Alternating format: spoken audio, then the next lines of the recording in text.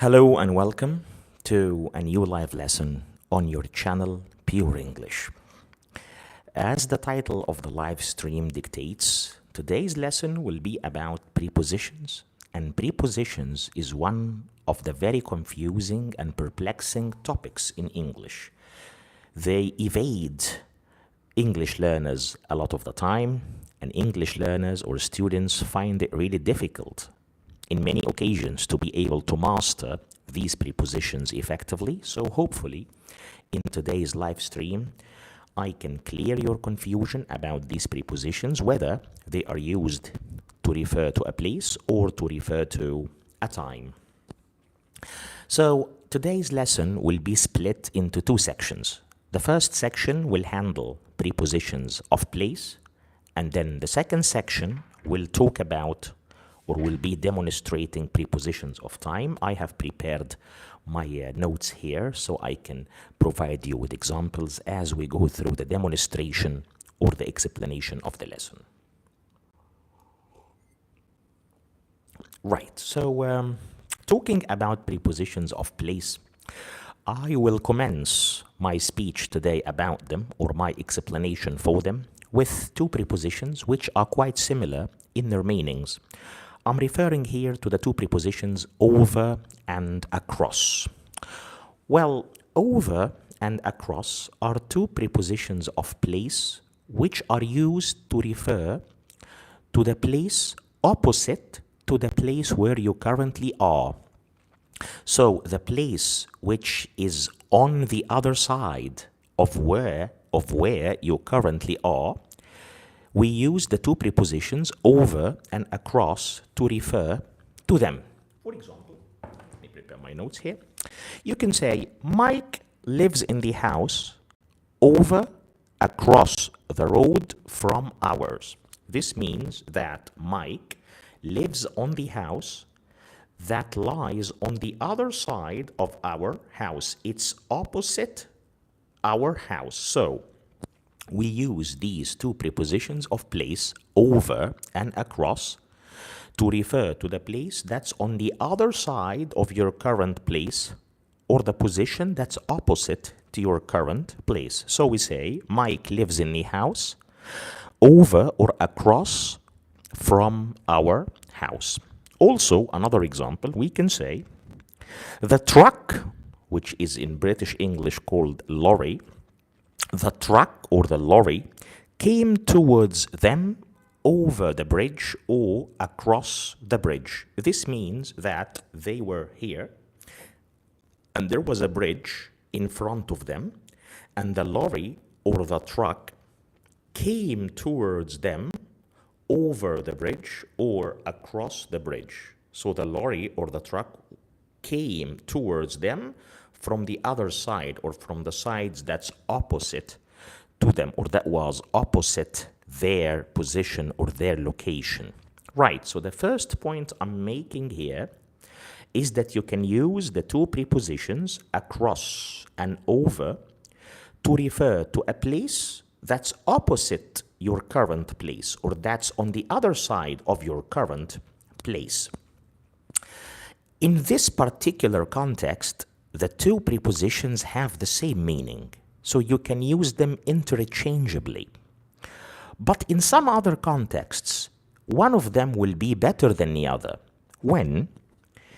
If you are talking about movement from one side of something to the other side of it, and this thing is high, which means that you need to climb it, that you need to jump over it.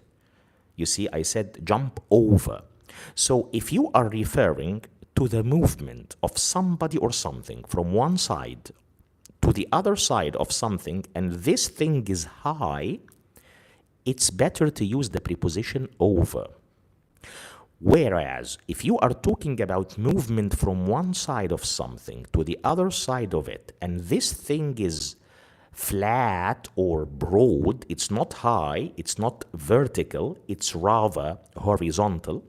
If you are talking about movement from one side of this horizontal or broad thing to the other side of it, it's better to use across. Let me give you two examples to show the difference. You can say, he jumped over the fence into the garden. He jumped over the fence into the garden. So he was outside the garden on one side of the fence. He jumped over the fence to go to the other side of it and become inside the garden. And because the fence is something vertical or something high, we used the preposition over rather than the preposition across. So we said he jumped over the fence. He jumped over the fence into the garden. He jumped over the fence into the garden. But talking about the same person, but in this example, it will not be a fence, it will be a stream. A stream is like a river, like a narrow flow of water, all right?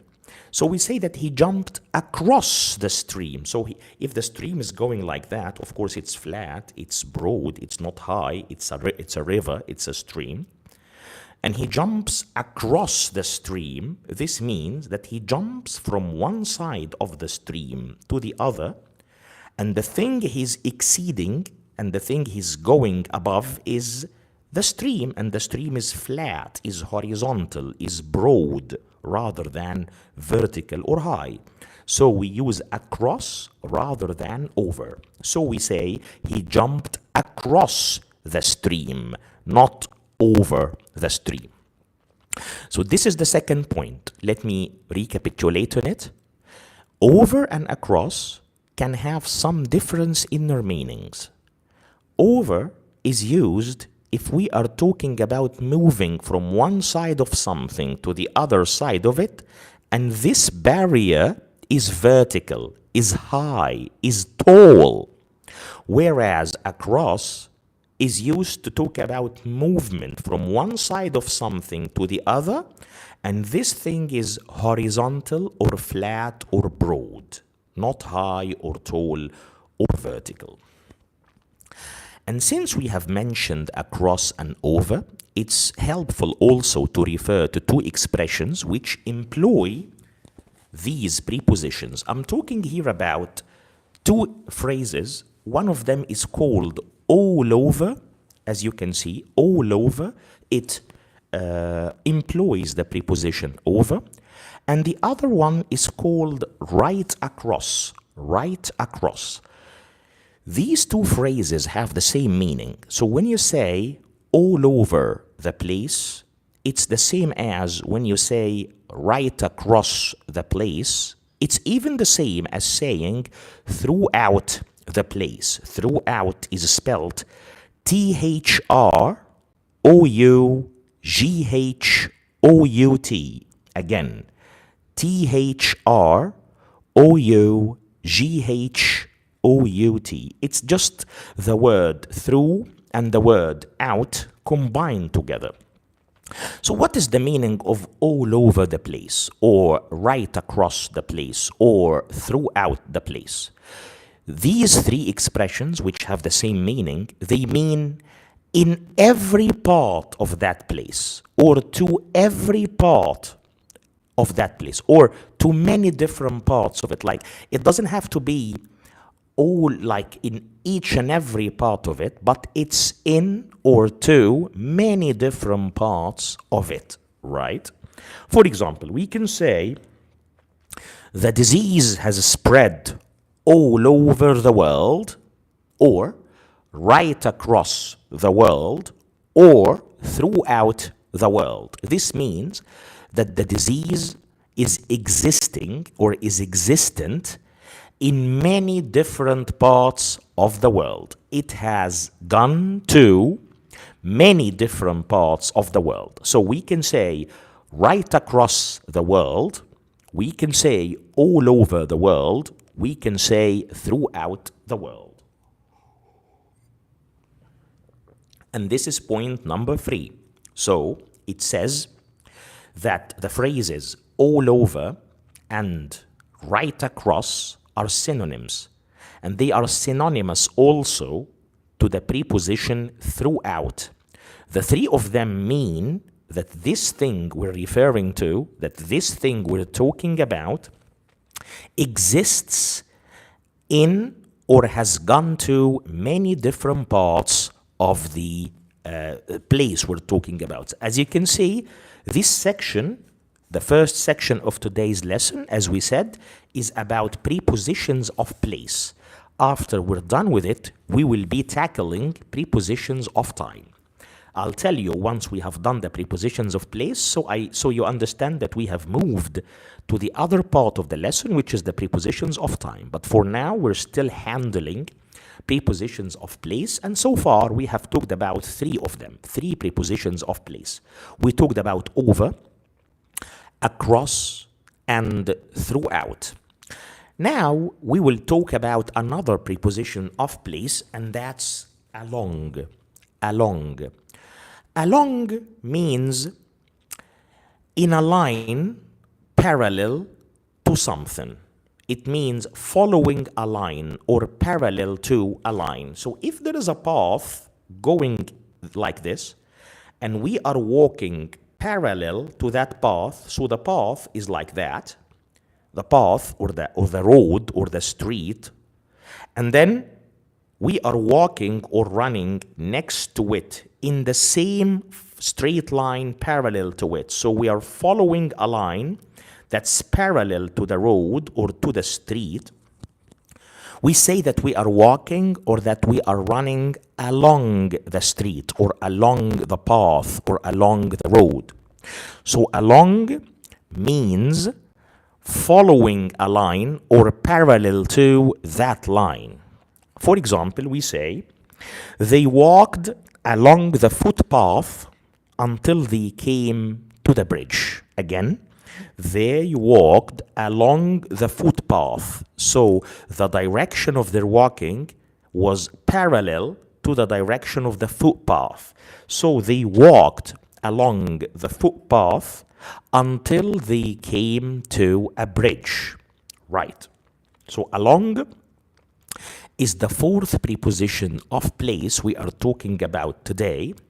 And if something moves along something else, it means that it moves in a line or it follows a line that's parallel to the thing you're referring to, okay? All right, so far we have tackled four prepositions of place. These are over, across, throughout, and along. Excuse me, sometimes I need to clear my throat. Right, so the fifth preposition is through. If something goes through something, it means that it penetrates it. So if there is like a piece of cloth like that, a vertical piece of cloth, and you penetrate it with something, we say that the thing you're using penetrates the piece of cloth or goes through it, okay? Also, if a woman wears a transparent dress, we say that we can see through the dress. So our vision, our sight, can penetrate the dress and see what's under the dress, which is her body. Excuse me. So through means penetrating something. Let's have an example. He pushed his way through the crowd of people to get to her. Again, he pushed his way through the crowd of people. So he kept pushing the people that he met. He kept pushing them. He kept penetrating the crowd, going through the crowd in order to get to her. Maybe he wants to cuddle her, maybe he wants to save her, but he penetrated the crowd of people, or he went through the crowd of people in order to reach her or to get to her. Right, so this means this is the fifth preposition of place. So far, we have covered over, across, throughout, along, and through. 5 of them. Now we will be moving to a comparison between 2 other prepositions of place which can be confusing a little bit. These are over and above. over, the one we are going to refer to right now, is not the same as the one we talked about before. Over that we talked about before was about being on the opposite side of me or moving from one side to the other side of something high. But over that I'm talking about right now, and I'm comparing it with above, means that something is at a higher level than something else. So if something is here and another something is here, so the one which is in the upper place, this one, is over the one below or above it. So when you say that A is above B, this means that A is at a higher level, at a higher place, at a higher position than B. For this meaning or for this sense, we can use any of the two prepositions, over and above. So above and over, both of them mean that something is at a higher level than something else, right? For example, we can say above the door or over the door was a sign saying mind your head. Mind your head means watch your head, be careful, or you might hit your head against something, right? So again, over the door or above the door was a sign saying mind your head. So as you could see, in this sense or for this context, the two prepositions have the same meaning. We're talking here about over and above. But sometimes there's a difference in meanings. We're talking about above and over. Sometimes over means that one thing is not only at a higher level than something else, but it also covers it. It touches it. So when I say that something is above something, they don't touch, they don't meet physically. But when I say that something is over something, in addition to the previous meaning, which is being at a higher level than it, above it, so in this particular sense, above and over are the same. But over also can mean that the thing at the higher level touches and covers the thing under it.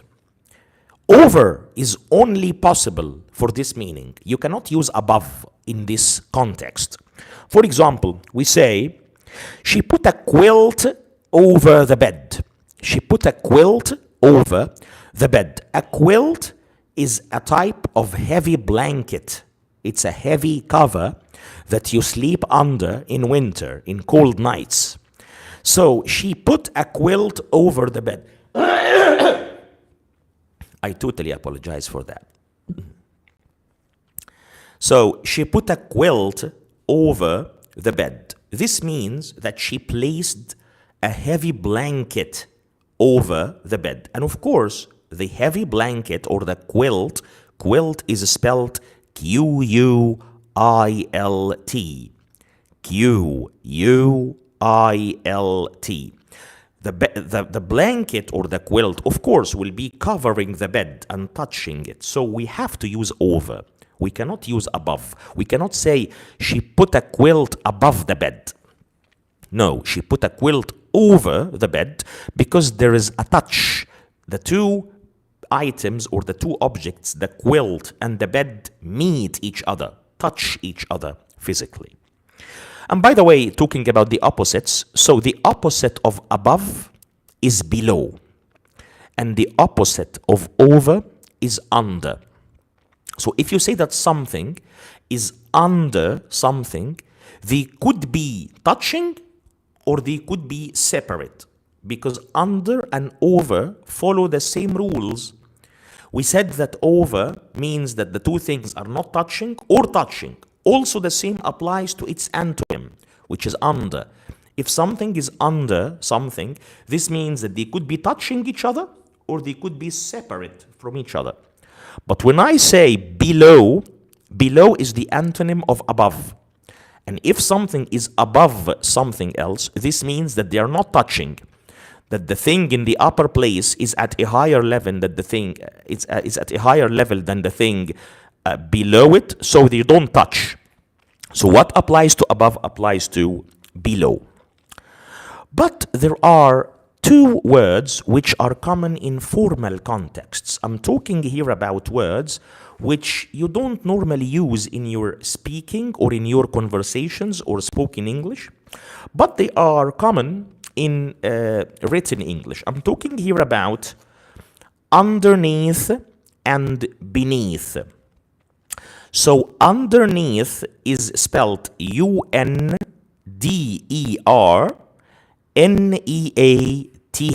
Again, underneath is spelled UNDERNEATH.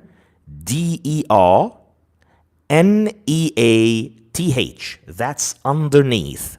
The other word is beneath. Beneath. That's spelled BENEATH. Again, BENEATH. So what about these two words? What I'm trying to say here is that these two words can be used with the meaning of under. So underneath and beneath are synonyms to under. Also, beneath can be used as a synonym to below.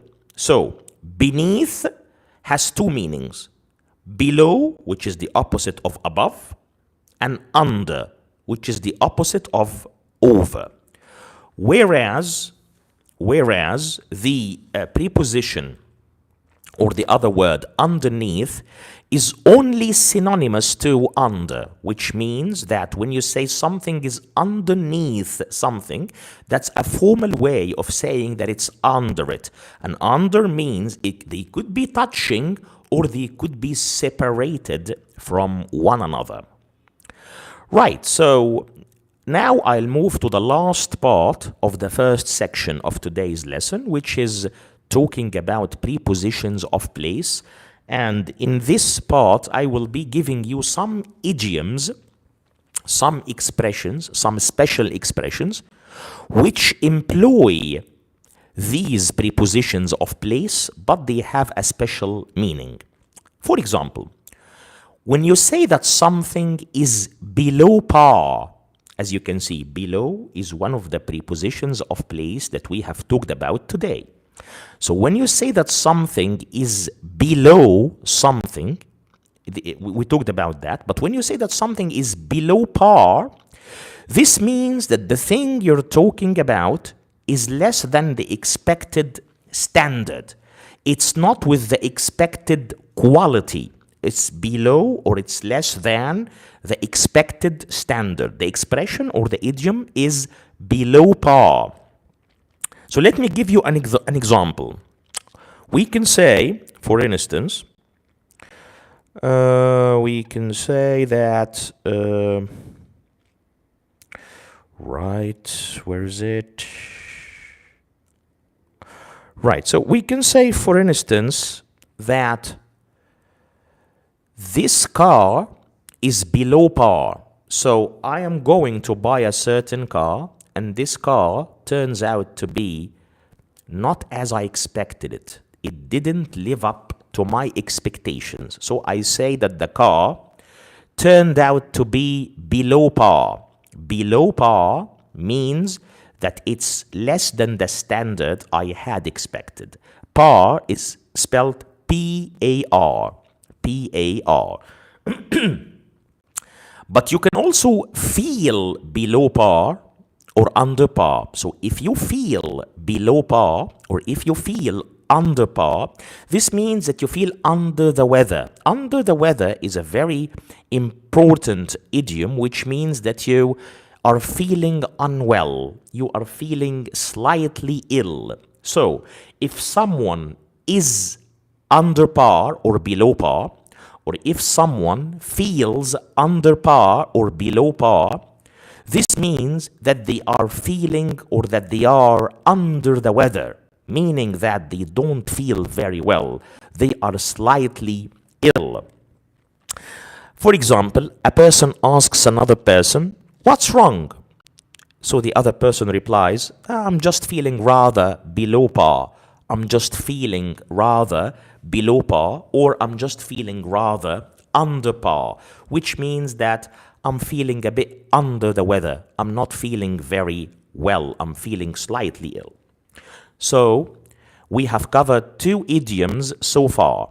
Below par, which means less than the expected standard, and to be or feel under or below par, which means that you are feeling under the weather or feeling slightly ill. Another idiom is over and above something.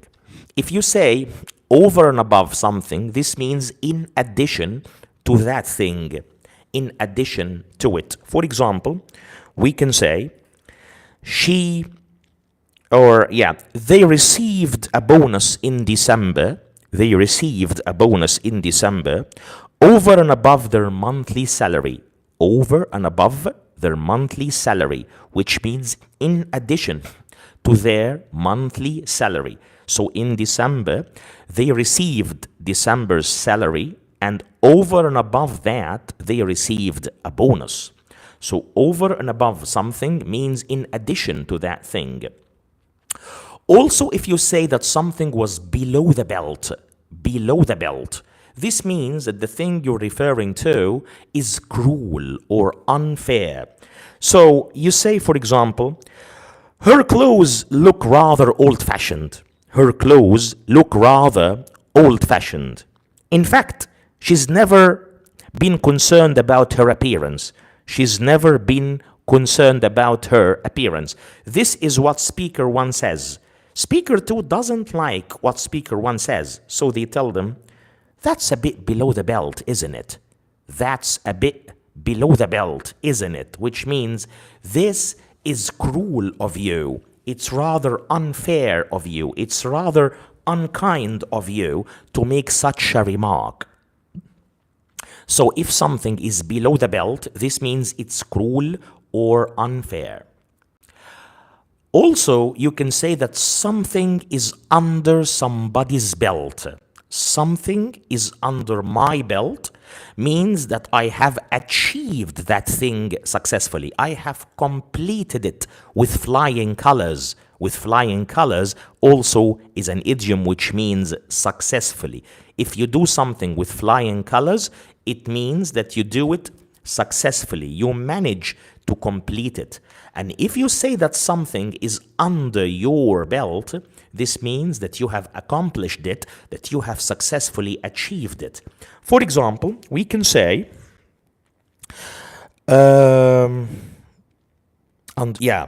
she already has 18 books. She already has 18 books on gardening under her belt. She already has 18 books on gardening under her belt, meaning that she has authored 18 books about the topic of gardening. So she has 18 books on gardening under her belt. This means that she has managed to write or to author 18 books about gardening. Also, if you say something is across the board, across, as you can see, all of the idioms contain one of the prepositions we talked about. Below par, under par, over and above something, below the belt, under somebody's belt. All of the idioms contain one of the prepositions we have referred to earlier in the session. Also, if you say something is across the board, this means it applies to all areas or it applies to all aspects of a certain matter. For example, we have a lot more students at college this year. We have a lot more students at college this year. They haven't just come to a particular department. The increase is right across the board. So the number of students enrolling or applying at our college has increased across the board, which means in all the different departments. So the idiom that something happens across the board, it acts as an adverb here, means that this thing happens in all the different parts of a certain place or of a certain thing. Also, if you do something under a cloud, you see the preposition under is used because all these idioms employ a preposition, as I said. So if you do something under a cloud, this means that you do that thing without people's approval. They disapprove of what you have done. For example, he had never played well for the club and he left under a cloud. Again, he had never played well for the club and left under a cloud, which means that he left the club with people's disapproval. People didn't like the way he played for the club, and that's why they disapproved of him and they wanted him to leave, so he left under a cloud, which means that he left with people's disapproval.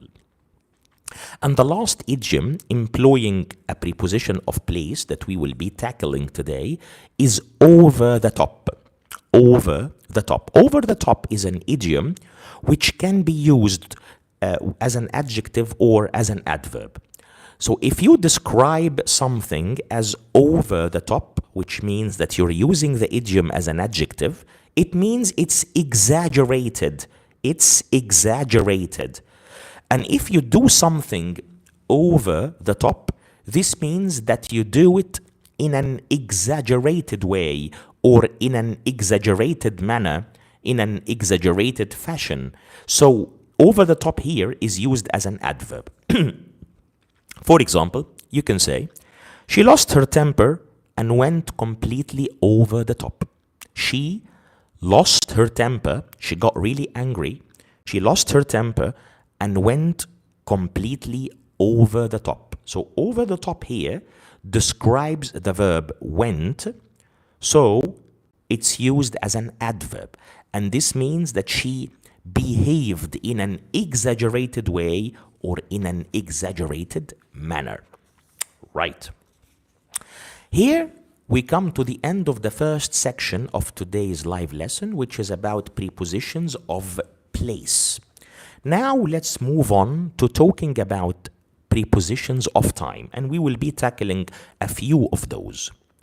First, let's begin with a comparison between in and during. Again, I'm just remarking and reminding you that I am now talking about prepositions of time rather than prepositions of place. We have finished prepositions of place. Right.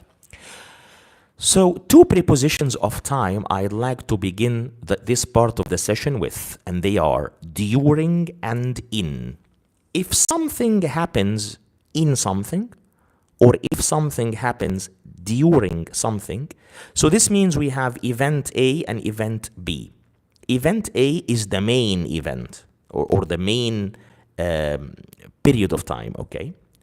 And event B is the thing that happens in it, or it happens during it. So this means that event B could take the entire duration of event A. It can continue for the entire duration of event A. I'm talking here about the second event, event B. It might extend for the entire duration of event A, or it might only continue for a certain portion or a certain part or a certain period of time from event A. So it doesn't continue for the whole of it. It only continues for part of it. Or it happens repeatedly. It happens repeatedly many times during or in event A. For the three meanings, we can use the two prepositions of time interchangeably, meaning that you can use either of them with no difference in meaning. Let's have some examples. You can say, I stayed at home during the summer. You can say also in the summer. I stayed at home during the summer, or I stayed at home in the summer. Interchangeably used, no problem. Also, another one, the population of the city has fallen during the last decade or in the last decade. Again, the population of the city has fallen during the last decade or in the last decade. Also, you can use in or during in the following examples interchangeably. You can say, we went to France during the summer, or we went to France in the summer. So you can say, we went to France during the summer or in the summer.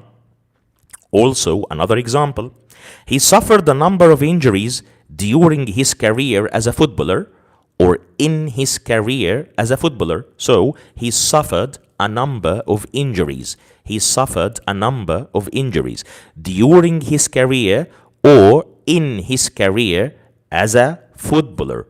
So the two prepositions can be used also interchangeably. So the first point I'm making regarding prepositions of time is talking about two prepositions of time, in and during, and saying that they can be used interchangeably to say that the second event, event B, continues for the entire duration of event A, or takes only part of it, or happens over a certain part of it, or happens repeatedly within it. Throughout can also be used with the same meaning of during and in, but only in two cases. If event B continues for the entirety of event A, so the second event extends along the entire period of time of the first event, event A, or if it happens repeatedly during it. So throughout can also be used as a synonym to during and in. For example, you might say, she sneezed throughout the performance. She sneezed throughout the performance, meaning that the action of sneezing happened repeatedly along the entire performance. So throughout here refers to an action that's happening regularly or repeatedly along something else. We can also say, we had enough firewood to keep us warm throughout winter, which means for the entirety of winter. In this context, you can replace throughout with in or with during. Right, so this takes us to a very important point, that the three prepositions of time, in, during, and throughout, can be used interchangeably to say that an event happens throughout the entirety of another event or happens repeatedly within it. But if the second event only lasts for a certain part of the first event, it takes only part of it, it doesn't continue for the entirety of it, we cannot use throughout in this context, and we have to stick or adhere to either in or during. Then we have another situation in which only during is feasible, only during is possible, and that's before the expression the whole. You can say the whole or the whole of. For example, no one was allowed to leave the ship. No one was allowed to leave the ship during the whole of its time in port. So the ship was in the port or in the harbor, okay? And no one was allowed to leave the ship during the whole period of time of the ship being in the harbor or being in the port. So because we have the expression the whole in the example, we cannot use in, we cannot use throughout, and only during is feasible here as a possible option. So we say, again in the example, no one was allowed to leave the ship during the whole of its time in port. So because we have the whole of, we have to use during only as the possible option among the three prepositions of time. Also, there is another preposition of time, which is over. Over can also be used as a synonym for during. For example, we can say, weather conditions have been improving. Weather conditions have been improving over the last few days or during the last few days. So as you could see in this example, over and during are synonyms. You can use whichever of them. Another example, I fell over, I lost my balance, banged my head, which means hit my head against something solid, and can't remember anything about what happened over the next hour or during the next hour. So I fell over, banged my head, and I can't remember anything about what happened over the next hour or during the next hour. But there is a case in which only during is possible and over cannot be used, and that's when you're talking about something short that happens within a longer event. So I'm talking here about a short event that takes a short period of time from another longer event, or it happens along a certain short duration of a longer event that takes a longer time. Here you can't use over. You must only use during. For example, during a pause in the conversation, she left the room. So the pause didn't take the entire conversation, didn't extend along the entire conversation. It just happened for a certain short, limited period of time of the conversation. So we can't use over. We can't say over a pause in the conversation, she left the room. No, we have to say during a pause in the conversation, she left the room. So far, we have covered a couple of prepositions of time. We talked about in, we talked about during, throughout, and over. We also have another couple of prepositions of time that I'd like to demonstrate. We have a very important preposition of time called until. Until can be placed with some other informal alternatives like up to, up till, and just till. So until, that's spelled U-N-T-I-L, can be replaced by three other informal alternatives. These are till, which is spelled T-I-L-L, up till, two separate words, up till, and up to. Up to are also two separate words. For example, we might say, I've just bought a computer. I've just bought a computer. I've always used a typewriter until now. I've always used a typewriter until now. This means up to now, or up till now, or till now. But beware the fact that till, up to, up till, the three of these are only usable in informal contexts. If you are in a neutral or in a formal context, maybe it's better to use until. Another example, the roadworks are likely to go on. The roadworks, which are the construction works in the road to improve its quality.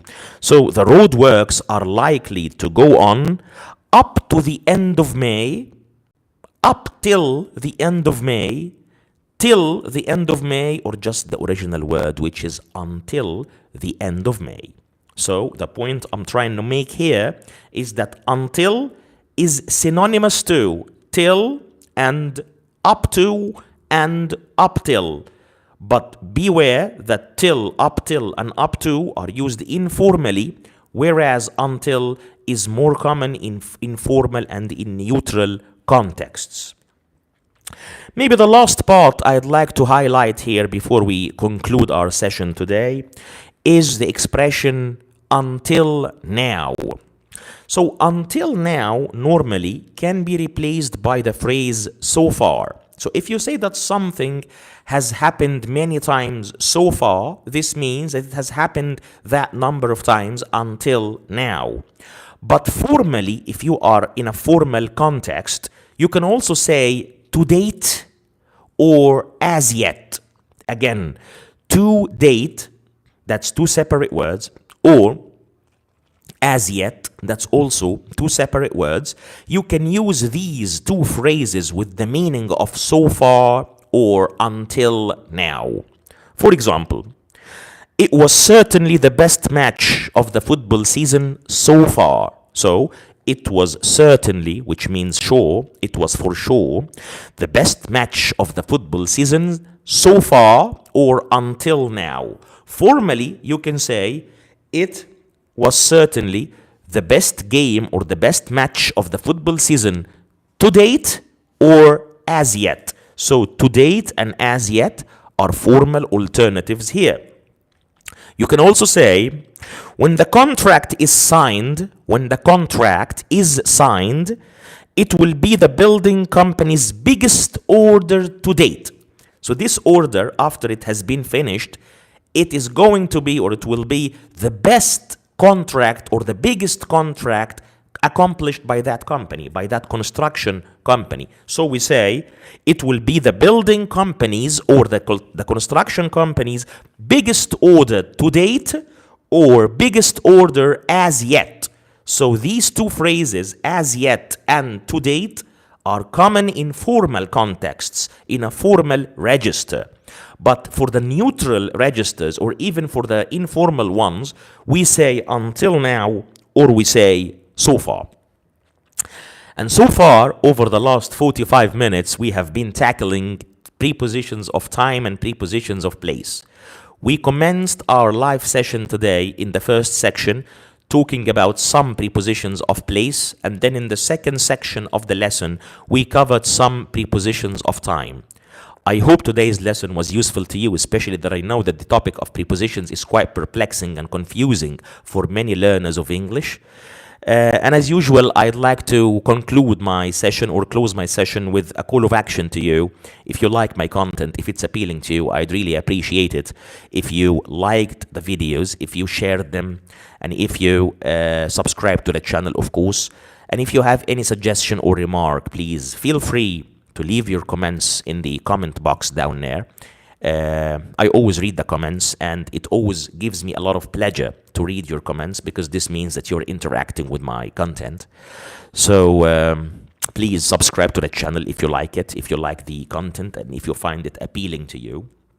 And also share the videos with your family members and with your friends, and like it if you do happen to like it. And also leave your comments or suggestions or remarks down there in the comment box, and subscribe to the channel, of course, and share the content so that our community grows and the channel has more audience or a bigger base of viewers. Thank you very much for your attentive listening. It's always a pleasure to see you, and I look forward to seeing you in our next live stream. If there is a particular topic that you would like the next live stream to be about, make sure that you leave it in a comment down there, and I'll try to cover it in my next live session. However, the topic which I have in mind, which I'm planning to cover in my next session, is the present perfect. So, as yet, we have covered a couple of English tenses. We covered the present continuous, the present simple, the past continuous, and the past simple, which means that as yet we have covered 4 tenses. The 5th tense which I'm planning to cover is the present perfect. It's a very important tense, and it's used extensively, especially in British English, and it's confusing because it can get mixed up with the past simple. So that's why I have made up my mind to make the next live session for me to be covering the topic of the present perfect tense. So make sure that you attend, or at least if you can't attend the session live, make sure that you watch the replay of it, which is after recording it, so that you benefit from a lesson about the present perfect. Because as I said, the present perfect can be very confusable because it gets mixed up with the past simple. The 2 tenses are perplexing for many learners of English. So in our next live lesson, I'll be covering each and every aspect of the present perfect, just to make sure that the learners or the English students attending the live stream benefit from it and understand and assimilate or digest the distinction or the difference between it and the past simple. And always remember that my content targets all learners of English. So the content I present on this channel is appropriate, is suitable for any learner of English, whether you are a school pupil or a university student, or you are planning to take an international exam or an international test like IELTS, which is a British exam, TOEFL, which is an American exam, or SAT and ACT, which are also American qualification exams. So if you are willing or planning to take any of these international exams, you will find the content presented on this channel to be highly instrumental, and it will come in handy for you for sure. And even if you are using English for academic purposes, which is called EAP, English for Academic Purposes, you are going to find the content presented on the channel to be highly helpful for you as well. Or even if you work in an English speaking environment or you use English in your daily working life, of course you will find the content also very useful for you, especially that part of the content I present on this channel is about business English. It covers English used in emails, in presentations, in reports, and so on and so forth. So all users, all students or learners of the English language, I think, will find the content presented on this channel to be very beneficial for them. So I really appreciate it if you react to this by interacting with the videos through liking, subscribing to the channel, sharing the content with your friends and family members, and also leaving your comments so that I can enhance the content that I present. Again, I'd like to thank you very much for your attentive listening today and for your attendance. I look forward to seeing you in our next live lesson or our next live session, which, as I said, will be covering the present perfect. And for now, enjoy the rest of your day and goodbye.